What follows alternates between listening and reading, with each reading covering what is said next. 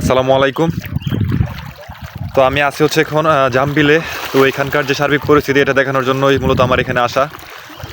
তো এখানে অলরেডি পানিতে আমার পিছনে দেখতেছেন সকল কিছু যা আছে সকল কিছু মূলত পানির নিচে তলিয়ে গেছে। আর ওই জামবিলের যে অবস্থা ব্যাক ক্যামেরা দিয়ে আপনাদেরকে দেখাই, এখানে প্রচুর পানি দেখেন। তো এই হচ্ছে বর্তমান জামবিলের অবস্থা। জামবিলের যে রাস্তাটি এটি অলরেডি পানির নিচে তলিয়ে গেছে। এই যে সামনে এখানে দেখেন এই যে বেশ কয়েকজন তারা আসতেছে। আসলে পারাপারের জন্য আপনাকে এখন ট্রলার ব্যবহার করতে হবে, নয়তো এভাবে ভিজে ভিজে আসতে হবে। বিষয়টা হচ্ছে যে জামবিলের আশেপাশে যে পার্শ্ববর্তী গ্রামাঞ্চলগুলো আছে এগুলো অনেক ব্যাপকভাবে প্লাবিত হয়েছে। আমি আপনাদেরকে একটু জুম করে যদি দেখাই তাহলে এখানে দেখবেন এই যে অনেক বাড়িঘর অলরেডি পানির নিচে তলিয়ে গেছে। অনেক বাড়িঘর পানির নিচে তলিয়ে গেছে। এখানের অবস্থা খুবই সংকটাপন্ন।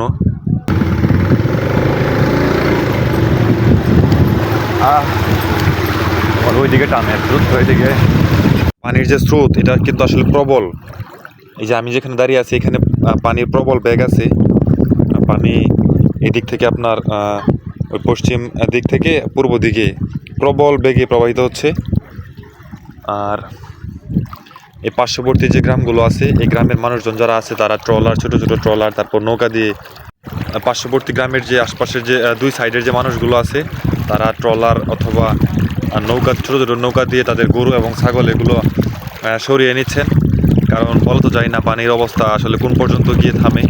তো এখন পর্যন্ত যেভাবে বেড়ে চলছে এটা আসলে খুবই একটা ভয়ঙ্কর অবস্থা। জনমানুষের মনে একটা ভীতি তৈরি হয়ে গেছে অলরেডি। যে আমাদের এক ভাই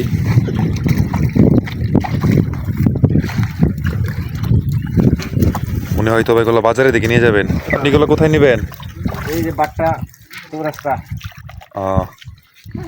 মূলত কি দিয়ে মারছেন এগুলা? পাট দিয়া। তিনি আসলে যে এই মাছগুলো মেরেছেন আজকে। তো এইখানে পানি আসাতে আমাদের এখানকার স্থানীয় যে লোকাল জেলেগুলো আছে তারা মোটামুটি ভালোই মাছ সংগ্রহ করতেছে। এগুলো কি সবগুলো শিং মাছ? সবগুলো কি শিং মাছ? এগুলো কেমনে সংগ্রহ করছেন আপনি? কেমনে সংগ্রহ করলেন? এগুলা ধরলেন কেমনে? জাল দেয়া। এখন এগুলো কোন বাজারে নিয়ে যাবেন?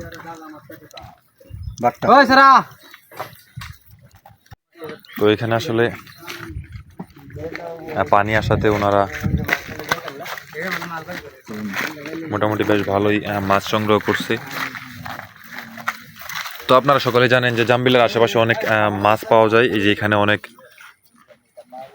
মানুষজন তারা জাল দিয়ে মাছ সংগ্রহ করতে ব্যস্ত।